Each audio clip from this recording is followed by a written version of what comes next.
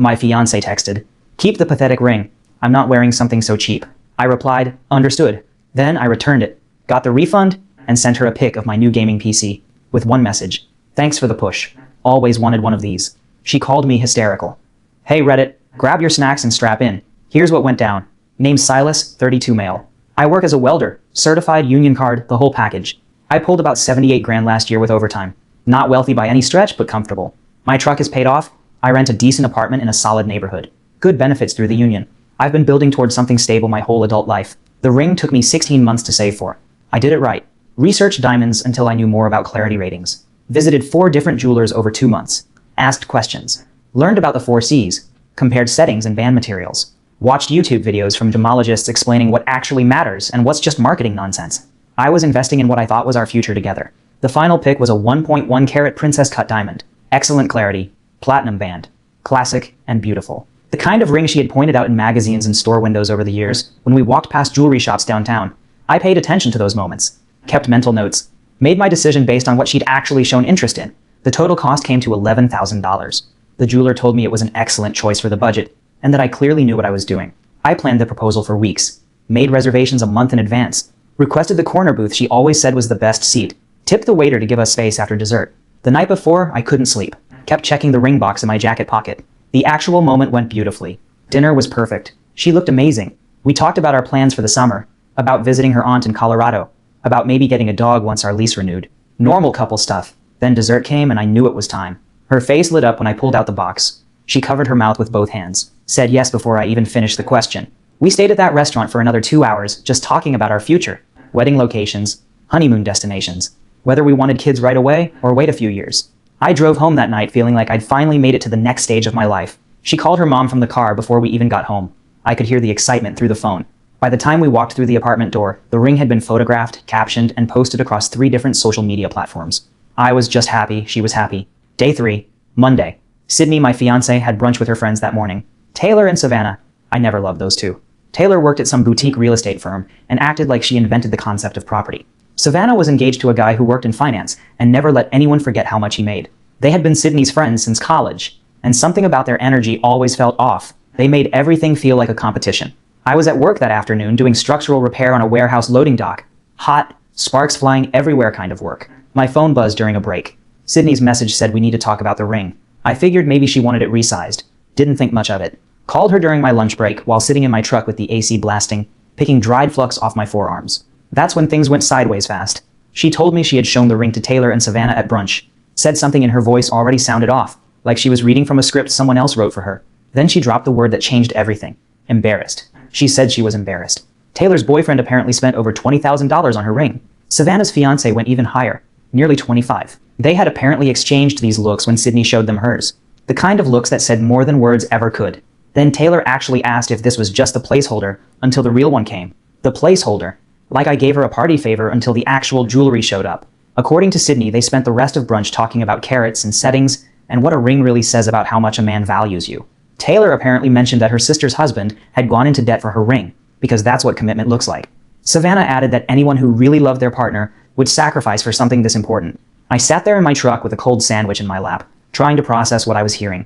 This woman I loved, who cried happy tears 3 days earlier, was telling me my proposal embarrassed her. Not to my face, over the phone. She said she couldn't show up to brunch again with this ring. Said Taylor had already made a group chat called Wedding Planning Support, and the first messages were passive-aggressive questions about whether Sydney was sure this was what she wanted. Savannah sent her links to jewelry stores that did custom work. Not subtle at all. I didn't say anything for probably 15 seconds. Couldn't think of what to say. She kept going, filling the silence. Said maybe we could return this one and put the money towards something better. She would even cover the difference if we needed to go higher. Said her friends had offered to help her find something more appropriate, more reflective of what she deserved. She wanted me to return the ring I proposed to her with. The ring she posted on Instagram for everyone to see. Return it like a shirt that didn't fit right. I told her I needed to think about it, and hung up. Spent the rest of my shift barely able to focus on the job. One of my coworkers, this guy Vance, who I'd been working with for about 3 years, asked if I was okay. Vance was the kind of guy who said exactly what he was thinking at all times. Consequences be forgotten. Built like a refrigerator with a beard, covered in tattoos, and had zero filter. I gave him the short version. Proposed. She said yes. Her friends said the ring was cheap. Now she wants me to return it. Vance just stared at me for a solid 5 seconds. Then he said, and I quote, "Brother, that's not a fiancé. That's a subscription service you forgot to cancel." I laughed despite everything. First time I'd laughed all day. When I got home that evening, Sydney wasn't there. She was at Taylor's apartment for an emergency girl talk session. About me, presumably. About my inadequate ring and my inadequate understanding of what she deserved. That night around 9 p.m., she sent me the text that ended everything. Keep the ring. I'm not wearing something so cheap and pathetic. It says everything about how little you actually value me and what we could have been. Taylor was right. A man who really saw my worth wouldn't have put something this embarrassing on my finger. When you grow up and learn what real commitment looks like, we can talk. But I refuse to be humiliated every time I see my friends because you couldn't be bothered to do the absolute bare minimum. The bare minimum. 11 grand and 16 months of saving. Sure. I read it. Let it sink in. Then I replied with one word. Understood. The next morning I called in sick to work. I drove to the jeweler with the ring box in my jacket pocket. The morning traffic was lighter than usual for a Tuesday. Gave me too much time to think. To replay every conversation. To wonder if there were signs I missed. Red flags I ignored because I wanted to believe we were good. The guy behind the counter recognized me immediately. Smiled when I walked in. Asked how the big moment went. Said his wife loved hearing about successful proposals. I just handed him the box and explained in about 2 sentences. His face went from professional warmth to genuine sympathy. The kind of look you give someone who just got bad news at the doctor's office. Said he sees this more than people realize. That some folks forget what an engagement is actually supposed to represent. Said the ring doesn't make the marriage. The commitment makes the marriage. The jeweler had a 30-day return window as long as it wasn't resized or altered, and we were still inside it. We hadn't resized it yet because I wanted her to wear it for a few days first and see how it felt. Full refund. $11,000 back in my account within 3 business days. No hassle, no judgment. He even shook my hand before I left, told me to take care of myself. I sat in my truck in that parking lot for probably 15 minutes, just staring at nothing. 4 years of my life. Gone over a text message about carrot weight, all those family dinners with her parents where I pretended to care about homeowners association drama, all those holiday gatherings where I tried to fit into their world of vacation photos and status updates, all those conversations about our future that apparently meant nothing compared to what her friends' partners spent. Then I had a thought. I had wanted to build a serious gaming PC for years. Not just a gaming PC, a proper workstation. Something that could handle video editing, 3D modeling, anything I wanted to throw at it. The kind of setup I'd been watching build videos about since I was in my 20s. Every time I had the money saved, something else came up. Her car needed work, emergency dental bill, then saving for the ring. Always later. Always next year. Not anymore. That afternoon, Vance showed up at my apartment unannounced. Said he figured I might be in rough shape and brought food. Takeout containers from this Vietnamese place we both liked. He walked in, looked around at the quiet apartment, and immediately asked where she was. I told him the short version. She took her stuff to Taylor's. I returned the ring this morning. We're done. Vance nodded like he was working through a math problem. Then he asked what I was doing with the money. I told him I was thinking about finally building that PC setup I'd always wanted. His face lit up like Christmas morning. Vance was also into gaming. We'd played together online for years. He immediately started rattling off component recommendations. Said he knew a guy who could get discounted parts through his job at a tech recycler. Said I absolutely needed to go RTX 4080, or what was even the point. Said we could make this thing a beast. We spent the next 3 hours planning the build. Specs. Cases. Cooling solutions. The works. It was genuinely the most engaged I'd felt in days. Something I could actually finish and see results from pulled me out of the downward spiral I'd been heading toward. The final budget came to about $6 grand for the complete setup. Tower, monitors, peripherals, everything. The other $5,000 went straight into my savings account. Emergency fund. Over the next week, parts started arriving. Every package that showed up at my door felt like a small win. The case arrived first, then the motherboard, power supply, graphics card in its own special delivery, because Vance insisted I get the signature required option. He was convinced Porch Pirates were specifically targeting RTX cards, based on absolutely no evidence whatsoever. Vance came over the following Saturday to help with the build. Showed up with cable management tools and thermal paste like we were doing heart surgery, which honestly felt about right. 5 hours of careful assembly, testing, troubleshooting one RAM stick that didn't seat properly, and finally the moment of truth. It booted. BIOS came up. No smoke. We were good. I took a photo of the completed setup. Monitors glowing. RGB lighting that Vance insisted upon even though I said it was unnecessary. The whole thing looked like something out of a spaceship. Screenshot of the build cost clearly showing the components totaling around $6 grand. Sent both to my now ex-fiancée with a caption. Thanks for the push.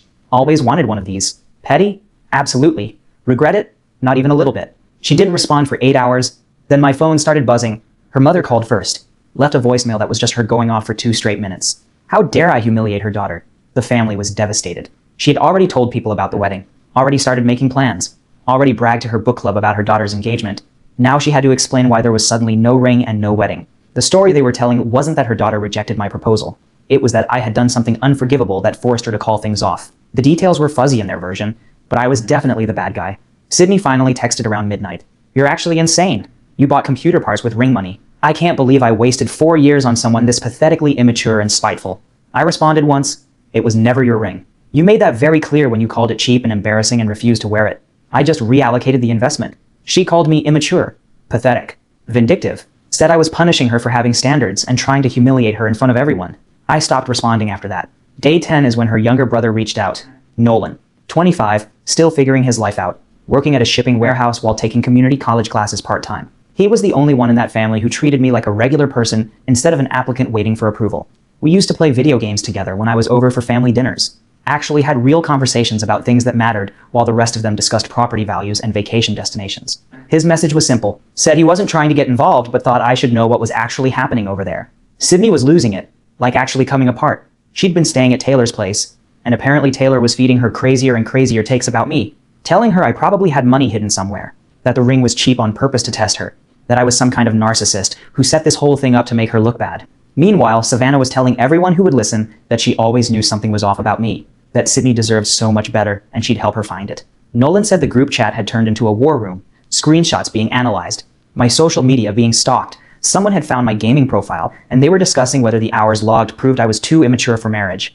I asked Nolan why he was telling me all this. He said because it was insane and someone needed to know the truth. Also, he wanted to know what graphics card I got because he'd seen the picture and needed details immediately. I actually laughed. That same evening, I tested the PC properly for the first time, ran some benchmarks, loaded up a game I hadn't played in years because my old laptop couldn't handle it, sat there for 3 hours, completely absorbed in something that wasn't relationship drama or family politics or anyone else's expectations.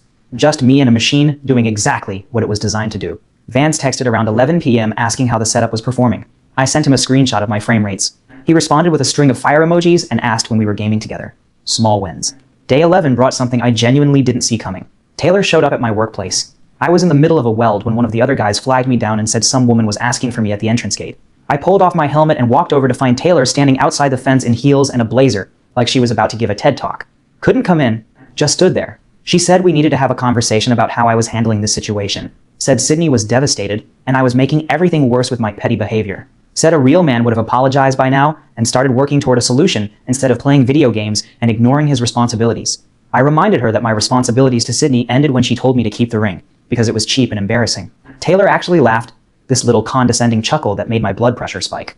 Then she said what she really came to say, that Sydney told her how much I made, that she knew I could have afforded better, that I chose to be cheap because I didn't actually want to marry her, that the ring was a test, and Sydney failed it, and now I was punishing her for having standards. I stood there, covered in flux and metal shavings, looking at this woman who had driven 30 minutes to my job site to lecture me about my character. Vance appeared next to me like he'd just spawned there, asked if there was a problem. Taylor looked at him like he was something she'd stepped in. She tried to continue her speech about responsibility and maturity. Vance cut her off. "You one of the friends who told my boy here that 11 grand wasn't good enough?" Taylor stammered something about context and standards, and what women in their circle expect.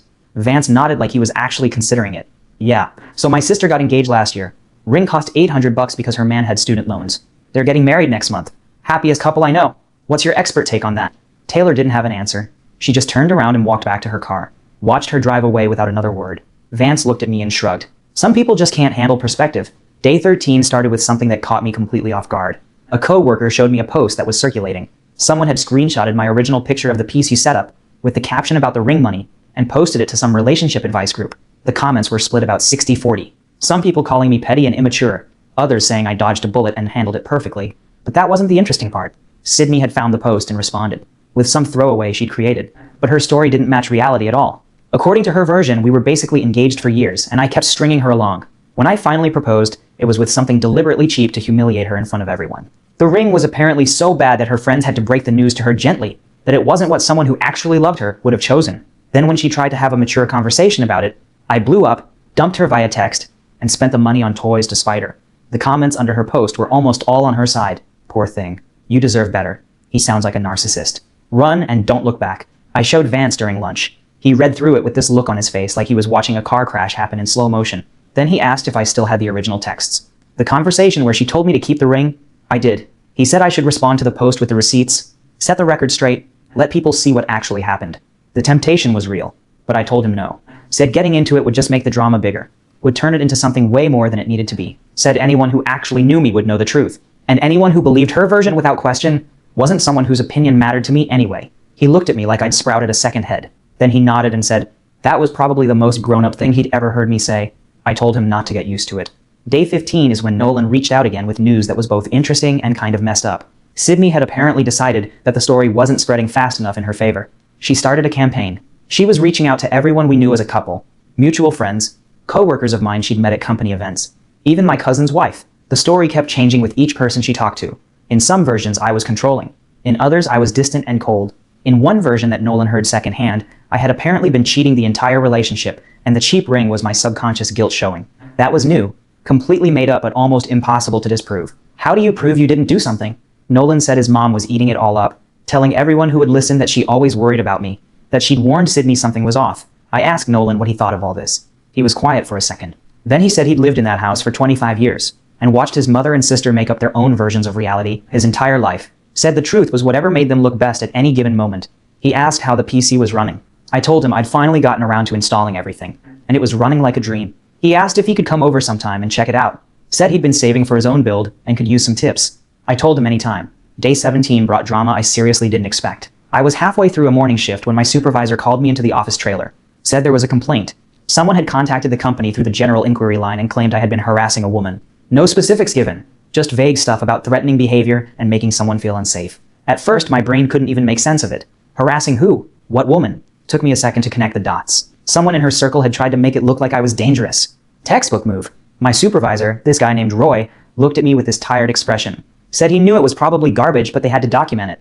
Company policy. Roy had HR in the room and my union rep sat in with us. Standard procedure for any complaint.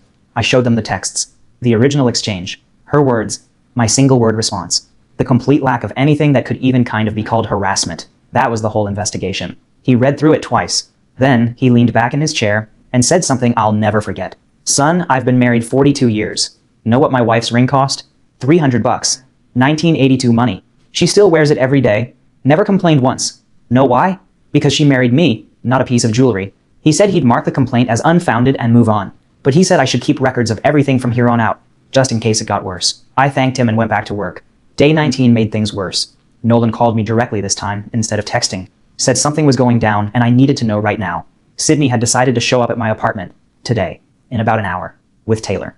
They were planning some kind of confrontation or intervention or whatever they were calling it. Nolan had overheard them planning it at his parents' house where Sydney had been staying since moving out of Taylor's. He said his sister had been getting more and more wound up, not sleeping, constantly on her phone looking for anything she could find about me. Taylor was making it worse, feeding her validation, telling her she needed closure, telling her she deserved answers. I thanked him and hung up. Then I called Vance, told him what was happening, asked if he wanted to come over and be a witness. Vance said he'd be there in 20 minutes. Also asked if I wanted him to bring his cousin, who was 6'5" and looked like a nightclub bouncer. I said just him was fine. This didn't need to turn into a whole thing. The knock came at 4:50 p.m. I checked through the peephole. Sydney and Taylor standing in the hallway. Taylor holding her phone like she was ready to record something. I opened the door but didn't let them in. Just stood there blocking the entrance. Vance was sitting on my couch behind me, making sure they could see him. Sydney looked worse than I'd ever seen her. Hair that hadn't been washed. Clothes wrinkled like she'd slept in them. Nothing like the put-together woman who posted engagement photos 2 weeks ago. Taylor spoke first. Said they were there because Sydney deserved real answers, not cowardly texts and petty social media posts. Said I owed her an explanation for how I treated her. I pointed out that I hadn't posted anything on social media. I sent her one picture privately. She's the one who started a whole campaign. Taylor's face twitched. Sydney found her voice. Quiet at first. Asked how I could do this to her. After 4 years. After everything they'd built together. How could I throw it all away over some comments about jewelry? I told her I didn't throw anything away. She did. When she told me to keep the ring because it was cheap. When she said it showed how little I valued her. Those were her words, her choice. I just went along with what she wanted. Sydney started crying. Said she was upset and her friends were in her head and she didn't mean it like that. Said she loved me. Said she still wanted to fix this. Taylor jumped in. Said I was being cold and playing games. That Sydney had made one mistake when she was stressed and I was using it as an excuse to hurt her. Vance got up from the couch. Walked over to stand next to me. Looked at Taylor with zero expression on his face. So you spent 3 weeks telling her the ring sucked and now you're surprised she's single? That's a bold strategy. Taylor's face went red. Started sputtering about how this was none of his business. Vance shrugged. Just making an observation. Seems pretty obvious to me. I told Sydney I was sorry she was hurting. Meant it. But there was no way we were going back to how things were. She showed me something I couldn't unsee. Showed me that what her friends thought mattered more than everything I put into this. Showed me that nothing I gave her would ever be enough if someone else had more. She just stared at me. Tears still running down her face. Looking for something in my expression that wasn't there anymore. I told them both to leave. They did. Taylor tried to get the last word in. Something about karma and regret. But the door was already closing. Day 22 brought what I figured was the last big move. Sydney's mother sent me an email. Over 1,000 words of complaints, accusations, and demands. How I had ruined her daughter's entire future. Destroyed what should have been a beautiful joining of families. She actually used that phrase. Joining of families. Like we were royalty, setting up some kind of alliance. The email listed everything I had supposedly done wrong. The not good enough ring, the cruel response to constructive criticism, the humiliating PC purchase, the public display of the receipt, the refusal to engage with attempts to work things out. Each item numbered and detailed like evidence in a trial. Then came the money demands. She wanted $2,800 to cover wedding preparations that were already in progress, deposits that couldn't be refunded, consultations that charged fees, planning stuff purchased ahead of time, all supposedly paid before I even proposed and now completely wasted because of my selfishness. $2,800 for a wedding that was never planned, for deposits put down before I even asked the question. I forwarded the email to Nolan and asked if this was for real. He confirmed, said his mother had been working on it for days, said she genuinely believed she deserved compensation for dreams that didn't happen, said this was just how his family operated. I asked Nolan what he thought I should do. He said ignore it completely. Said his mother threatened stuff constantly but never actually followed through. Said the second any real lawyer got involved, she'd disappear because she couldn't handle the embarrassment of having her demands looked at. So that's what I did. Blocked her email, her phone number, every way she could reach me. Shut that door for good. Day 24 brought something I didn't expect. Nolan showed up at my apartment with a laptop bag over his shoulder. Said he had a favor to ask. His building was having internet problems, and he had an online exam for his community college class tomorrow. Asked if he could use my connection to take the test. I let him in. He sat up at my kitchen table while I messed around on my PC. Halfway through studying, he looked up and said something that stuck with me. You know my sister's gonna be fine, right? She'll turn this whole thing into a story where she's the victim who escaped a bad relationship. Probably get sympathy dates out of it for years. She's been running this place since high school. I asked what he meant. He explained that every relationship she'd ever been in ended with her as the one who got wronged. Every single time. The story always got rewritten until she was blameless and the other person was the bad guy. Said I was just the latest episode in a show she'd been producing her whole life. I asked why he stayed connected to all of it. He shrugged. Said she was still his sister. Said family was complicated. Said he loved her even when she made it hard. But he also wasn't going to pretend things happened differently just to protect her feelings. He went back to studying. Having someone from her world actually acknowledge what was true made the whole thing feel a little less crazy. 2 days after that, something good happened at work. Roy, my supervisor, pulled me aside briefly. Said the complaint thing had been officially closed. No follow-up. No additional claims. Looked like it was exactly what he thought. Just noise. He also mentioned, real casual, that whoever filed the complaint should probably learn that making false accusations to employers can get you in legal trouble. Said it like it was no big deal. But the message was clear. I thanked him. He just nodded and went back to his paperwork. Later that shift, Vance pulled me aside during a break, looking like he had important intel to deliver. Said he had news. Said he'd been doing some casual information gathering. I told him I hadn't asked for that. He said that didn't matter. Said friends look out for friends. Said he'd heard through some people we both knew that Sydney had started dating again. Already. 3 weeks after our engagement fell apart. Some guy Taylor introduced her to. Financed something. Good money. Nice car. I waited for the part where this was supposed to bother me. Vance watched my face for a reaction. Got nothing. Looked almost bummed about it. I told him I genuinely hoped she found what she was looking for. Said I meant it. Said whatever she needed to be happy, I hoped she got it. Just not from me. He stared at me for a long second. Then he nodded. I told him I was honestly okay. Said the hard part wasn't losing her. It was losing the future I'd pictured. But that future was built on a version of her that wasn't real. Better to find out now than 10 years and 2 kids in. Vance clapped me on the shoulder. Said I was handling this better than most people would. People kept asking if I regret how I handled it. If I was too quick to burn everything down. Some nights, lying in bed alone in an apartment that still had empty spots where her stuff used to be, I wondered. 4 years is a long time. But then I remember that text.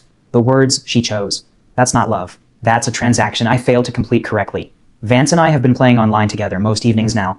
The new setup handles everything beautifully. Smooth frames, no lag. The kind of experience I'd been wanting for over a decade. We've been working through some co-op games we'd been meaning to try for years, but never had the time or the equipment. Then this happened. Over 1 month since the proposal. I was coming home from work, just parked my truck in the lot, when I saw a car I recognized. Sydney's car. Just sitting there. Engine off. Her in the driver's seat. I thought about walking past, avoiding whatever was about to happen, but I didn't. I walked over to the passenger side, kept some distance, and tapped on the window. She looked startled, like she hadn't expected me to notice. Cracked the window a couple inches. Face tired but calmer than the last time I'd seen her. Less frantic, more worn out. She said she'd been sitting there for 20 minutes trying to decide if she should come up. I asked why she was here. She was quiet for a while. Then she said something I really didn't expect. I screwed up. I know that now. The whole way I handled everything. Taylor and Savannah, they're not my friends. Not really. They just like having someone around to feel better than. I was so worried about impressing people who don't actually care about me that I destroyed the only relationship where someone actually did. I didn't say anything. Just let her talk. She said the new guy didn't work out. Turned out he was more interested in having arm candy than actually connecting with someone. Said Taylor introduced them specifically because he made good money, and it would prove Sydney could do better than me. Said the whole thing lasted 1 week before she realized she was just putting on a show again, playing a part in someone else's story. She said she wasn't asking me to take her back. Said she knew that ship had sailed, but she needed me to know that she got it now, that she saw what she did, that she was genuinely sorry for how it ended. I stood there, listening to someone I used to love explain how she'd unraveled. Part of me wanted to be cold, to make her feel exactly how I felt when I read that text, to twist the knife because I figured I'd earned it, but most of me was just tired of all of it. I told her I appreciated her saying that. Said I hoped she figured out what she actually wanted instead of what other people told her she should want. She nodded. Started tearing up. She asked if I'd ever think about trying again. I told her no. Said I wished her well, but some things are just done. She accepted it. Didn't argue, didn't beg, just nodded and said she understood. I stepped back from her car. She started the engine, gave me one last look. Then she drove away. I watched her taillights disappear around the corner. Then I went upstairs, turned on the PC, sent Vance a message asking if he was around to play something. He responded in 30 seconds. Said he'd been waiting all day. Asked what took so long. I told him I ran into my past in the parking lot.